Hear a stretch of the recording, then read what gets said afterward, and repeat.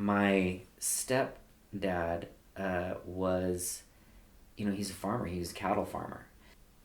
He liked to race cars. He fixed Mercedes. He was into the status symbol. He was working on cars. And then when he wasn't doing that, he was having affairs. Those things would be kind of grossly typical heteronormative behaviors, right? That behavior was what my model was. These are the actions that I have to do, and these are the positions that I make in my body. It's a performance. It's a tone of voice. It's the words that I use. It's theatrical.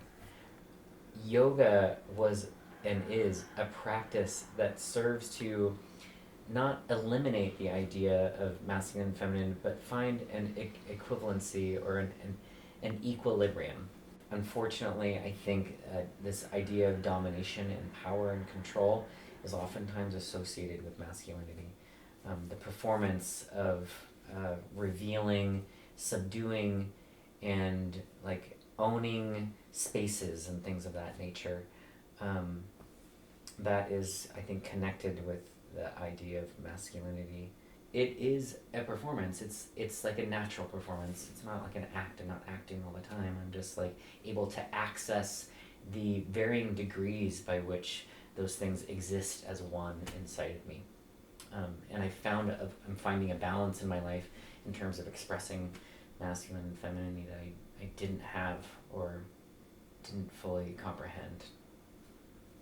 The first things that come to my mind are about surviving, and camouflage as a technique is important to that. I mean, I grew up in a very small community. I would say predominantly heteronormative community, and I remember I did ballet. This particular moment stands out. I was in practice, and we had to do stretches and stuff to begin. And they were pretty basic, well, I mean, I was hyper flexible, so when people asked me to stretch, I was like, initially I would stretch. It was like horror, to see a boy be able to move his body in that way. I felt really, really exposed. I had just given away my masculinity. And I also did basketball. And I didn't stay in basketball for much long after that. I mean, I did. It was like 3 months or something. But I was like, the pressure. People commented on how I moved, like smooth and fast in ways that were not. Like I would dance around. Yeah, that would be the one kind of initial one. Not initial, but it was one of the ways that I kind of thought like there was a physical performance of masculinity. I got a lot of compliments on my long legs, and it made me feel comfortable showing and exposing that. Women were jealous of my long legs, and I think so were men. As I moved on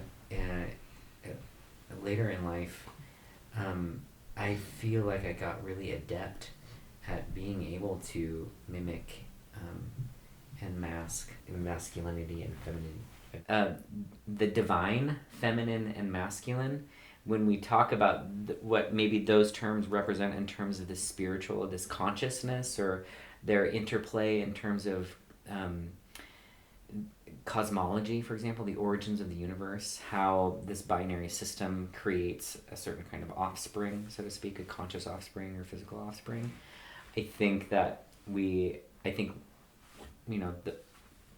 we might still consider masculine and feminine in those terms, but purely as symbolic language, and not as being attached again to this kind of physicality or a physical action, right?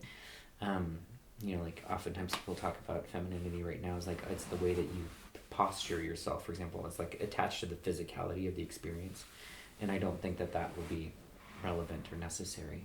Yeah, I mean, now, here and now, in 2020, I'm not concerned as much with,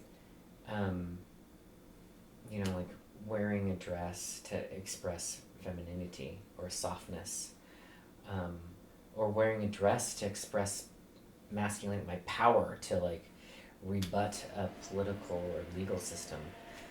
And we don't have to have a gender or a presentation behind a screen, right? We can use other images to represent us and other things to represent us in the ways that we want to be represented. And so we're shifting away from not only real time and real life and reality, but we're shifting away from the ideas that our body and our mind are connected in order to present those things, right? We, as a consciousness, we can project literally like light anything that we want to. I think the future of that is that your gender becomes irrelevant, right? Because you become a kind of a technology, so to speak. To be human is really what you should be asking yourself. How to be a kind and compassionate and loving one where you treat people the same in terms of their capacity to contribute and their capacity to really love and care for and tend to humanity and protect whatever these words are that are swirling around in your head that define a better presentation for others. I think maybe what you need to do is really determine how you can exist outside of those terms. And that will actually make you a stronger, better, more empowered human being. And will also hopefully make you see your plight as a conscious, soulful, spiritual human being as the one that's equitable to others, that's on the same path and as other people. So that would be my advice for people.